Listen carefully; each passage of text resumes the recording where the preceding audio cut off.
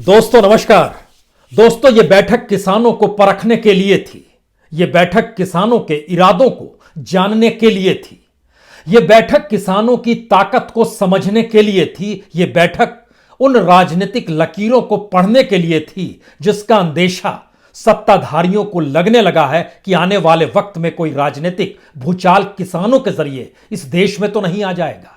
यह बैठक एक ऐसे परसेप्शन को बनाने के लिए थी जिसके जरिए किसानों में यह भरा जा सके कि यह सरकार सिर्फ किसानों के लिए ही जीती मरती है और इससे पहले जो भी इस देश में व्यवस्था चली आ रही थी वह किसानों के हित में कतई नहीं थी।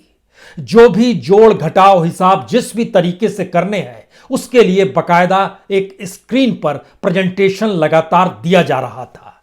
लेकिन किसान जमीन से जुड़ा होता है, उसकी उंगलियों पर सारे डाटा रेंगते रहते हैं। वो इस बात की जानकारी देने से हिचक नहीं रहा था कि जिस मंडियों को खत्म किया गया और जिन मंडियों को जहां जहां खत्म किया गया वहां के किसानों की स्थिति क्या है। इतना ही नहीं, जिन जगहों पर पूरे तरीके से मंडी ध्वस्त किए जा चुके हैं वहां पर जिन किसानों के पास जमीन भी है वह भी क्यों खेती मजदूर बनकर पंजाब और हरियाणा में आ जाते हैं। जिक्र बिहार और यूपी के किसानों का हो रहा था। यानी सरकार अपने तौर पर इस मीटिंग के जरिए यह भांपना चाह रही थी कहीं भूमि अधिग्रहण वाला मुद्दा जिस तरीके से गले की हड्डी बन गया था, क्या इस वक्त खेती से जुड़े तीनों विधेयक उनके गले की हड्डी तो नहीं बन चुके हैं। वो इस बात को जानना चाह रही थी कि कर्ज माफी से जब रास्ते इस देश के भीतर में किसी भी राज्य में नहीं निकल पाते हैं तो फिर ऐसे में जो कृषि विधेयक लाया गया है इसको सुधारें, वापस लें, लागू करें। इन तीनों परिस्थितियों से इतर सरकार को तो पूंजी चाहिए और इन सब के बीच सरकार यह भी समझ रही थी अपने प्रेजेंटेशन देने के वक्त उसके जहन में इस बात की भी स्थितियां घुमड़ रही थी कि जो विश्व बैंक से पैसा चाहिए, जो इंटरनेशनल मॉनेटरी फंड का पैसा चाहिए, उनकी जो रिफॉर्म और सुधार को लेकर जो लकीर है खास तौर से एग्रीकल्चर के फील्ड में और उसके जरिए इस देश की इंडस्ट्री को कैसे डेवलप करना है, वह भी जहन में रेंग रहा था। बैठक घंटों चल गई और इस बैठक के बाद नतीजा सिफर। तो इसका असर क्या होगा हमें लगता है उससे पहले आज इस देश के भीतर में और इस मीटिंग के भीतर में किसानों ने खुद की समस्याओं को जिस तरीके से रखा उस बात का जिक्र भी होना जरूरी है, क्योंकि इस बात का खुला जिक्र इस बैठक में था कि कॉरपोरेट के हिमायती होकर इस देश को कोई सत्ता कैसे चला सकती है। रिटेल सेक्टर यानी जहां पर से अनाज बाजार में जाएगा बिकने के लिए और जो थोक का मैदान है जहां पर किसान से कोई कॉरपोरेट, कोई व्यापारी आकर खरीदेगा, सेठ साहूकार आकर खरीदेगा, वह अपनी कीमत कैसे तय करेगा, इसको कैसे आप रोक पाएंगे। जिस एसडीएम और जिस जिले स्तर के कानून का जिक्र था कि उसमें हम सख्ती लेकर आएंगे, वह भी कैसे रास्ता निकालेगा किसान के पास जब इतनी ताकत भी नहीं है कि वह अपने अनाज को किसी दूसरे राज्य तो दूर किसी दूसरे जिले की मंडी में भी ले जाकर बेच सके। किसान की उंगलियों पर रेखते हुए आंकड़े जो थे इस मीटिंग के भीतर जब निकल रहे थे तो सरकार के तीनों मंत्री सिर्फ सुन पा रहे थे। दरअसल वह किसानों के उस इनपुट को समेट रहे थे कि उसका जिक्र उन्हें पीएमओ में करना है। उसका जिक्र आने वाले वक्त में इस सरकार के द्वारा जो भी पॉलिसी निर्धारण किया जाएगा उसमें इन बातों का जिक्र करने की जरूरत है, क्योंकि पंजाब का किसान और हरियाणा का किसान बिहार और उत्तर प्रदेश का किसान नहीं है, तमिलनाडु और कर्नाटक का किसान नहीं है। नरमुंड लेकर कर्नाटक के किसान कर्ज माफी के लिए दिल्ली के जंतर मंतर पर 2 महीने से ज्यादा बैठे रहे लेकिन उनको कुछ भी नहीं मिला। रियायत के तौर पर कुछ नहीं मिला, उनकी जीवन में कोई सुधार नहीं हुआ, इससे हर कोई वाकिफ है। लेकिन पंजाब के किसान का मतलब है कि पंजाब की उस पूरी की पूरी इकोनॉमी और वहां की पूरी पीढ़ियों से जो किसानी करते आए हैं और किसानी करते करते दुनिया के अलग अलग देशों में चले गए और उसमें भी कनाडा जैसे देश में उनकी बहुतायत है, तो आवाज कनाडा से भी सुनाई दे गई, क्योंकि कनाडा की सत्ता जब वहां पर रहने वाले बड़ी तादाद में सिख सरदारों से प्रभावित हो सकती है तो इसका मतलब बहुत साफ है कि सरकार को अब फूंक फूंक कर कदम रखने होंगे। इस मीटिंग का दर्द यह है कि यह मीटिंग सिर्फ एनालिसिस के लिए बुला ली गई थी, आकलन करने के लिए बुला ली गई थी और सत्ता अपनी मदहोशी में थी। किसानों को लेकर मुश्किल यह थी कि उनके लिए रोजी रोटी का सवाल है। अगर यहां से खाली लौट गए तो जो पीढ़ियों से किसानी करते आ रहे हैं उनकी स्थिति और नाजुक होती चली जाएगी। उसको रियायत कतई नहीं मिलेगी, क्योंकि हर कोई जानता है कि गोडाउन्स कॉरपोरेट अपने तरीके से बना रहा है। उसे पता है कि इस देश में रिटेल सेक्टर पर भी कॉरपोरेट का हाथ हो गया। उसके लिए बकायदा कुछ जानकारी जो इस बैठक के बीच से निकल कर आई, उस बैठक में एक एक चीज का जिक्र था। इस बात का जिक्र था देश में कुल गांव 6,55,959 हैं, और यह भी बताया गया कि जो ग्रामीण क्षेत्रों में कोल्ड स्टोरेज है, जहां पर अनाज रखा जाता है, उनकी संख्या सिर्फ 5,427 है। और उस पूरी संख्या को मिला दीजिएगा तो उससे बड़ा गोडाउन तो एक कॉरपोरेट वाला खुद ही बनाने में लग गया है और पंजाब में बना रहा है, जो सक्रिय हो चला है। आने वाले वक्त में आंध्र प्रदेश में बनाएगा। देश में 14 जगह निर्धारित कर लिए गए हैं। तो फिर किसान से वह जिस भी कीमत में चाहेगा अनाज खरीद लेगा। सरकार की तरफ से संकेत दिए जा रहे थे, हमने तो आपके लिए बहुत काम किया है। उसमें चाहे वो किसान सम्मान निधि का जिक्र कर रहे हों, चाहे वो वृद्धावस्था किसान की पेंशन का जिक्र हो रहा हो, चाहे वो प्रधानमंत्री फसल बीमा का जिक्र हुआ हो, चाहे कृषि सिंचाई योजना का जिक्र हुआ हो, और इस फहरिस्त में किसान क्रेडिट कार्ड का भी जिक्र था। सारी चीजों का जिक्र था, लेकिन किसानों के सवाल बहुत साफ थे। किसान सम्मान निधि प्रति महीने 500 रुपए मिलती है। इस देश के 8.5 करोड़ किसानों को आपने अपने तौर पर निर्धारित किया हुआ है। उसमें पश्चिम बंगाल के किसान शामिल नहीं है, क्योंकि वहां के मुख्यमंत्री को इस पर भरोसा नहीं है कि सरकार जो 500 रुपए महीने देगी और साल में 6,000 रुपए देगी, इससे किसानों की जिंदगी सुधर जाएगी। वो नहीं मानती हैं। तो ममता बनर्जी ने बंगाल के किसानों को उससे अलग थलग रखा है। लेकिन बाकी किसानों की फहरिस्त जरा देखिए। जो जानकारी जब निकल कर आई, जिस प्रेजेंटेशन का हम जिक्र कर रहे हैं, उसमें एमएसपी का भी जिक्र था।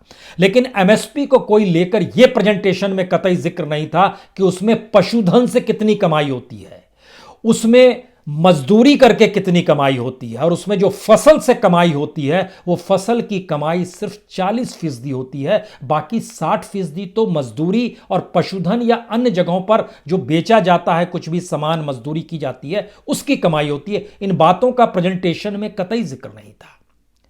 तो इसके मतलब क्या है? इसके मतलब है कि आज एक एक करके चीजों को समझ लीजिए, क्योंकि किसान कैसे लौट जाए खाली हाथ कर, यह उसके सामने एक सबसे बड़ा सवाल है।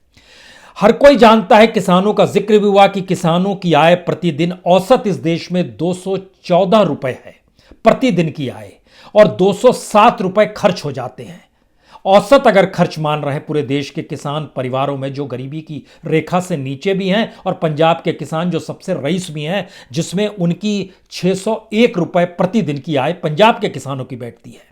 हरियाणा के किसानों की 481 रुपए बैठती है। केरल के किसानों की 396 रुपए बैठती है। लेकिन इस कैटेगरी में जब आप नीचे आइएगा, उत्तर प्रदेश 5,000 से कम है, 4,923 रुपए प्रतिदिन की आय। प्रतिदिन की आय 164 रुपए, 4,923 महीने भर की आय है। बिहार की प्रतिदिन की आय 118 रुपए है, मनरेगा से भी कम है। पश्चिम बंगाल में यह 132 रुपए है प्रतिदिन की आय किसानों की। उत्तराखंड में 156 रुपए है, तो झारखंड में 157 रुपए है। यह इस देश के किसानों की स्थिति है।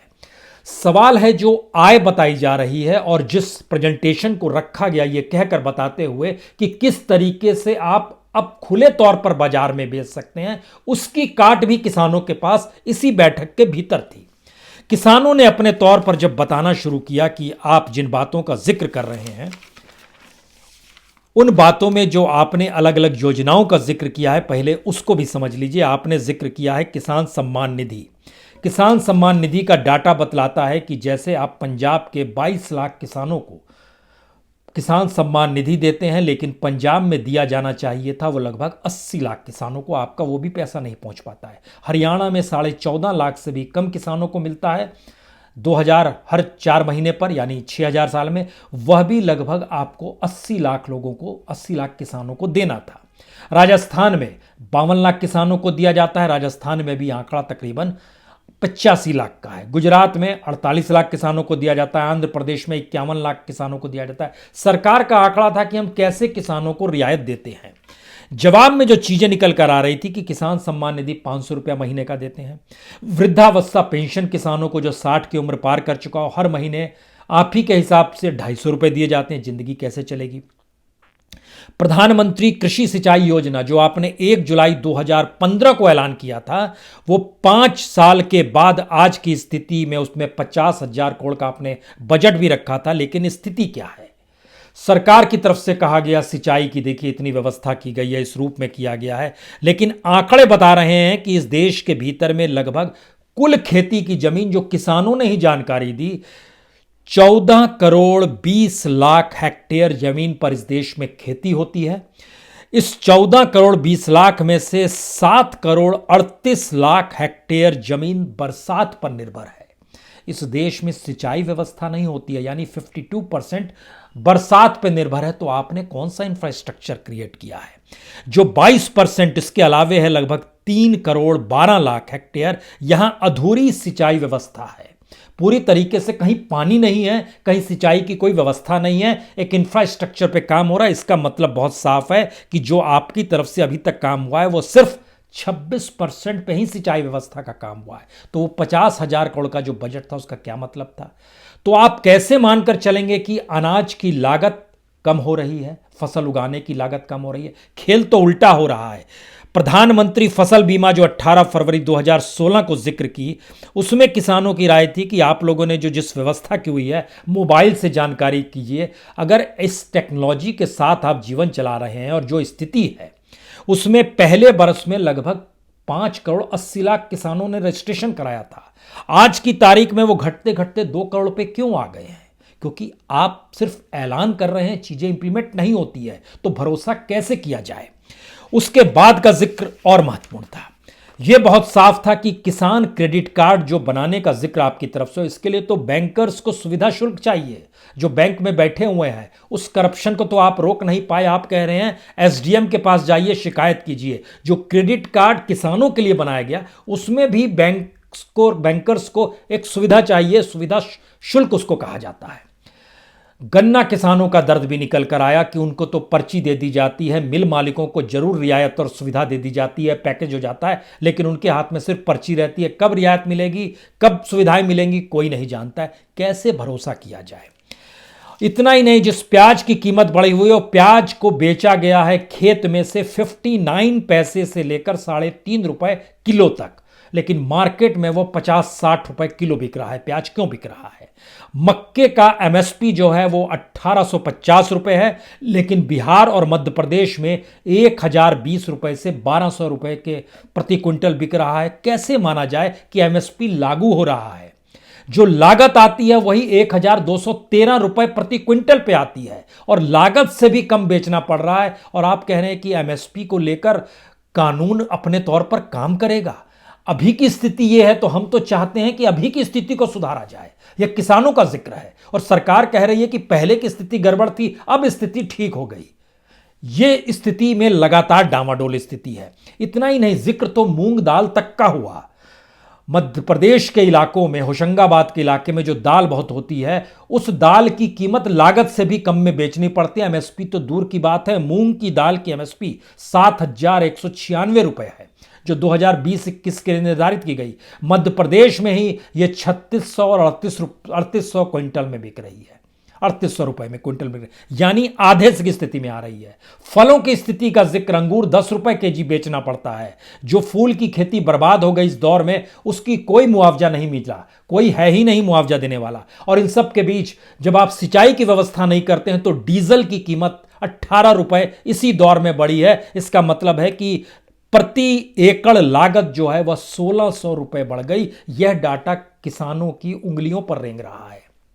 इसका जवाब कौन देगा। इन्फ्लेशन, महंगाई, डीजल की कीमत, ये सारी चीजें जोड़नी होंगी लागत के साथ। और अगर इस स्थिति में आ रही है चीजें, तो सरकार को यह क्यों महसूस हो रहा है कि वो फंस नहीं रही है, वो सिर्फ एक एनालिसिस करने के लिए बैठी है। किसान के पेट का सवाल है और यहां पर सवाल यह उठ रहा है कि हम जो कर रहे हैं वो कॉम्पेटिबली ठीक है, पहले की तुलना में ठीक है। तो पहले की स्थिति आइडियल नहीं थी, ये माना गया, लेकिन अब की स्थिति उससे भी बदतर स्थिति में किसानों को ढकेल रही है। ये आप क्यों समझने को तैयार नहीं है? ये एक बात आई। दूसरा आया कि जो कैसे भरोसा किया जाए कि किसानों की आय दुगनी तो 2022 तक होनी थी, लेकिन जो खुद किसान कह रहे हैं कि आपके इकोनॉमिस्ट भी जो जानकारी देते हैं, कैसे मान लें कि आप जो कह रहे हैं? क्योंकि अगर आप उस कृषि विकास दर देखिएगा तो पिछले साल की विकास दर 2.8% थी, इस बार अभी इस क्वार्टर में 3.4% है। वह भी तब जब इस देश की इकोनॉमी पूरी डामाडोल है और इस देश के भीतर में अनाज ही किसी तरीके से इस देश को संभाले हुए है, क्योंकि आपको 6-6 महीने का अनाज बांटना पड़ रहा है। इसीलिए इकोनॉमी एग्रीकल्चर पर अगर इस देश में आपने नहीं टिकाई है तो, लेकिन एग्रीकल्चर ने जिंदगियां बचाई है इस महामारी के दौर में, इस लॉकडाउन के दौर में। और अगर आप पिछले कई सालों का देख लीजिए, मनमोहन सिंह के दौर में 2012-13 में 1.5 विकास दर थी, 2013-14 में जब मोदी साहब आ रहे थे, मनमोहन सिंह जा रहे थे, तब 5.6 था, जो बेहतरीन था। उसके बाद 14-15 में वो -0.5 पर आ गया, फिर 0.6 पर आया 15-16 में, 16-17 में बहुत अच्छी आपकी थी, लेकिन वह भी 6.3 तक गई। खूब फसल हुई, आपने खूब खरीदारी की, मैक्सिमम खरीदारी की, और इस देश में एग्रीकल्चर की विकास दर 6.3 हाईएस्ट पे चली गई। लेकिन जब आप कहते हैं 2022 तक दुगना कर देंगे, तो उसके बाद से जो घटती है 2017-18 में विकास दर 5% पर आ जाती है, फिर 2.9% पे आती है 18-19 में, पिछले साल 2.8% पे आई। और आप ही के इकोनॉमिस्ट कहते हैं कि अगर दुगनी आय करनी है तो विकास दर कम से कम 14.8% पे होना चाहिए। कैसे होगा?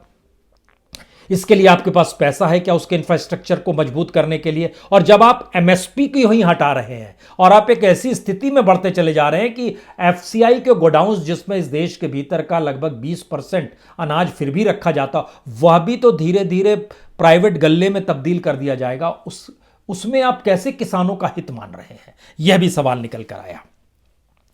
और इस देश के किसानों पर जो कर्ज है उससे जब मुक्ति आप नहीं दे पा रहे हैं, जो कि बहुत बड़ा नहीं है, इस देश के 4 इंडस्ट्रियलिस्टों को जोड़ लीजिएगा तो भी उन इंडस्ट्रियलिस्टों द्वारा लिया गया जो बैंकों से कर्ज है, जो 4 टॉप मोस्ट इंडस्ट्रियलिस्ट है जिन्होंने कर्ज लिया है और जो फरार भी हो गए, इस देश से भाग भी गए, उसके बराबर एग्रीकल्चर की स्थिति है कर्ज की। लेकिन वहां भी हम कर्ज माफी की स्थिति में नहीं आ पा रहे। उसकी जानकारी आती है कि इस देश के हर किसान पर 47,000 रुपए एवरेज कर्ज है। और अगर स्टेट वाइज आइएगा तो पंजाब में लगभग 1,19,500 प्रति किसान परिवार पर कर्ज है, और जो साहूकार और सेठों से कर्ज लिया जाता है वह 17,924 रुपए है पंजाब का। हरियाणा का साहूकार और सेठों से लिया गया 16,805 रुपया है। लेकिन ओवरऑल जोड़िएगा तो लगभग 80,000 के लगभग कर्ज है हरियाणा के किसानों का। राजस्थान के ऊपर में 70,000 रुपए प्रति किसान परिवार पे कर्ज है। साहूकारों की स्थिति जो है उसके भीतर में बैंक से हटा दीजिए तो लगभग 30,000 साहूकार और सेठों से लिया गया है। इसीलिए अनाज और फसल जो उग जाते हैं ये बेचने चले जाते हैं साहूकार और सेठों को, जहां पे मंडी खत्म हो गई, क्योंकि उन्हीं से पैसा लेना है, उन्हीं को फसल दे देनी है। और इसके लिए एक बड़ा शानदार रिसर्च सामने निकल कर आया, बिहार का ये रिसर्च निकल कर आया है, जो जानकारी देता है कि कितनी बड़ी तादाद में वहाँ पर किसको अनाज बेचे जाते हैं। बिहार की मंडी जब खत्म कर दी गई तो मौजूदा वक्त में स्थिति, किसानों ने जानकारी दी कि साहूकार और सेठ को 39% किसान अनाज बेच देते हैं। कोई उपाय नहीं, जिस भी कीमत पे ले, क्योंकि फिर उसी से कर्ज लेना है। 29% तो अनाज बेचते ही नहीं है, वो बार्टर सिस्टम में चले जाते हैं कि हमारी अनाज तुम ले लो, तुम सब्जी दे दो, तुम हमारा अनाज ले दो, कुछ कपड़े दे दो, कुछ अनाज ले लो। कुछ जगहों पर फीस तक दी जाती है अनाज के जरिए। क्या सरकार को इसकी जानकारी नहीं होनी चाहिए? और अगर है तो सरकार के प्रेजेंटेशन में ये गायब क्यों है?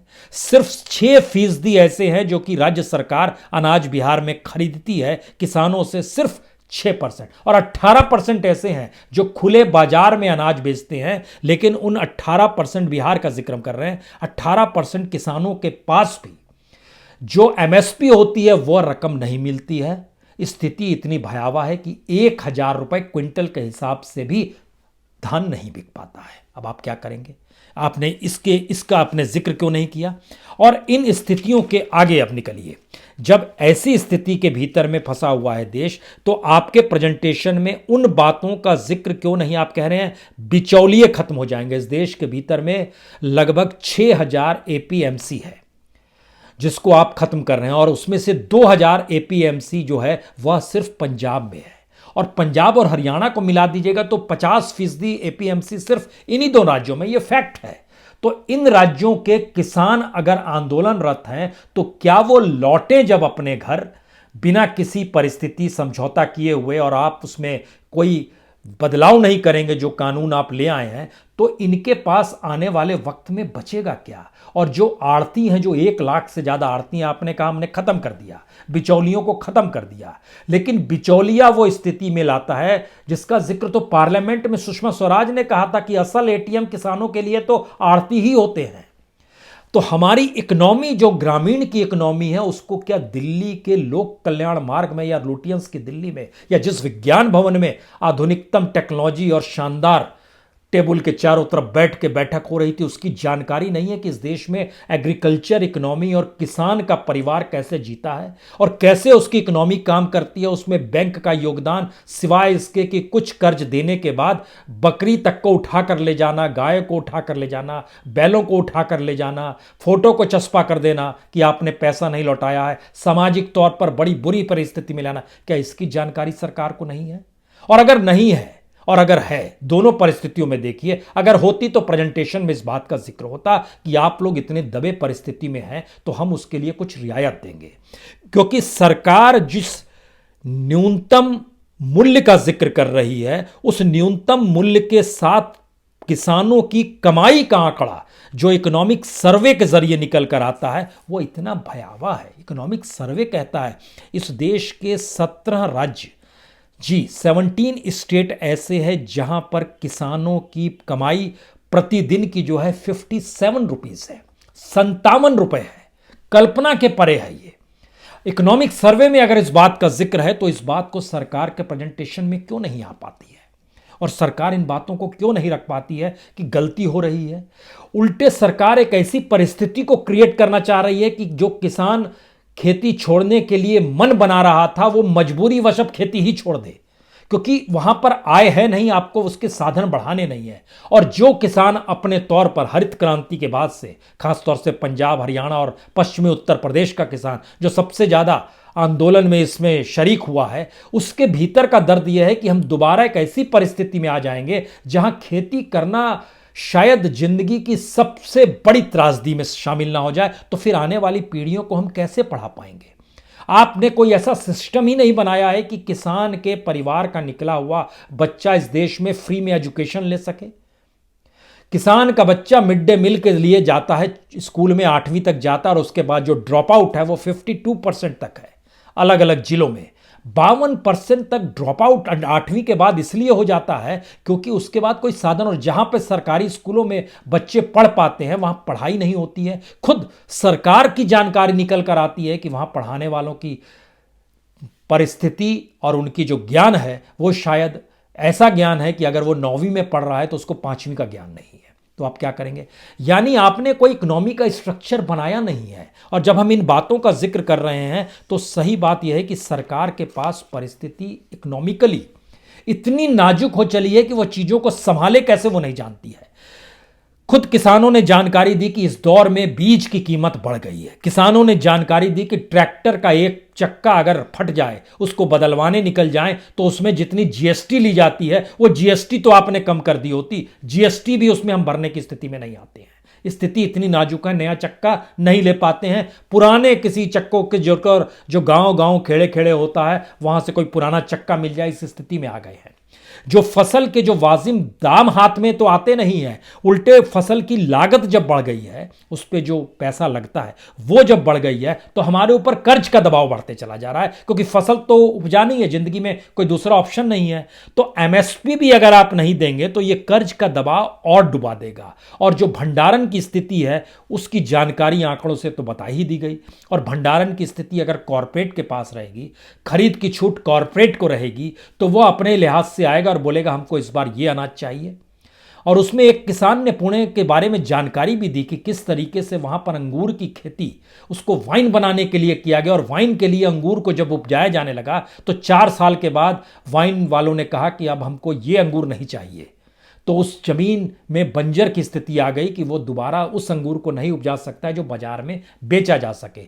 तो उसने जो वाइन बनाते थे उन्हीं की शर्तों पर फिर बेचना शुरू कर दिया। यही स्थिति धीरे धीरे हर जगह आ जाएगी, यानी शर्त भी रहेगी, यानी बंधुआ किसानी की स्थिति, बंधुआ मजदूरी के बाद बंधुआ किसानी की स्थिति इस देश में आ जाएगी। तो फिर तो चंपारण की स्थिति आ गई, जहां नील की खेती अंग्रेज कराते थे। महात्मा गांधी इसीलिए तो गए थे, वकीलों को लेकर गए थे, जिसका जिक्र हम बार बार करते। राजेंद्र बाबू वकील थे, उस रूप में उनकी मौजूदगी वहां पर थी। अनुग्रह नारायण प्रसाद जो थे वो उनके वकील थे, उनकी मौजूदगी इस रूप में वहां पर थी।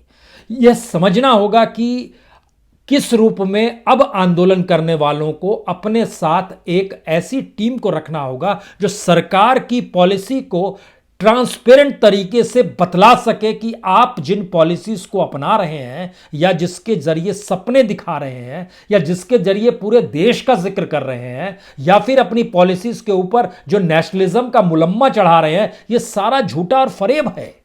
यह जानकारी फैक्टफुली देनी होगी।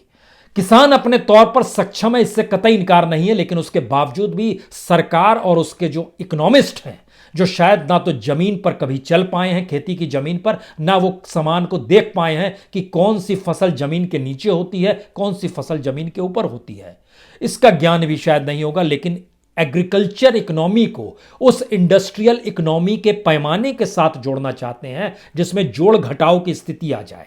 और इस बात का जिक्र नहीं करते हैं कि पशुधन जो है किसानों के लिए सबसे बड़े पूंजी के तौर पर हो गया है, उसका लाभ मैक्सिमम मिलता है।